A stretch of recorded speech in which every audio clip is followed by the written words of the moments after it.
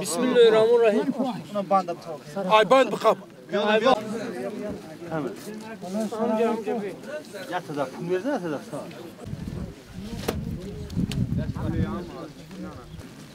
یک مصرع به یادم آمد که باران آب نه سرخاب میریخت برای سهراب. یک تلفات بسیار تلافی نشدنی برای علم سیاست شناسی، برای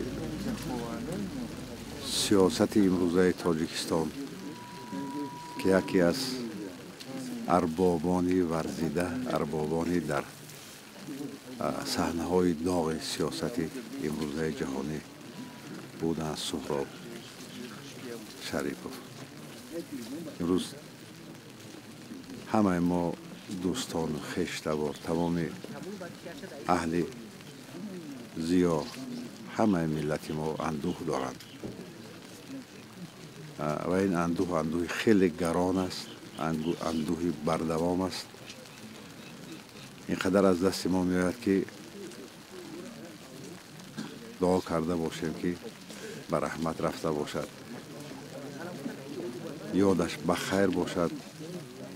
شاگردان زیاد داشتند کارشان را ادامه داده بتوانند قدرت، همت و جوانمردی که سهراب شریف داشت در اینها هم باشد تا جای او در جامعه ما خالی نباشد.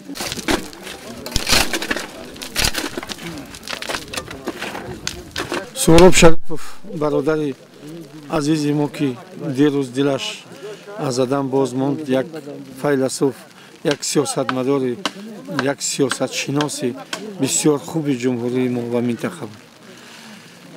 این هم شخصیتی بسیار عالی بود، هم عالم بسیار خوب بود، هم یک کارمند دولتی بسیار عالی جناب بود، چون که بجز از منفعت‌های ملی و دولتی دیگر یگان چیزی دیگر را اعتراف هم نمی‌کرد و همه وقت در خدمت دولت و ملت خودش بود.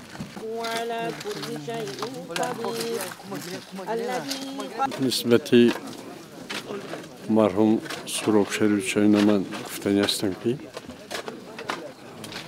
سهراب جان از عائله عالمی زبردست، فیلسوف زبردست خلق تاجیک ایران شریف به دنیا آمده است و در همین عائله تولد یافته، تربیه یافت و به این کمالات بلند رسید.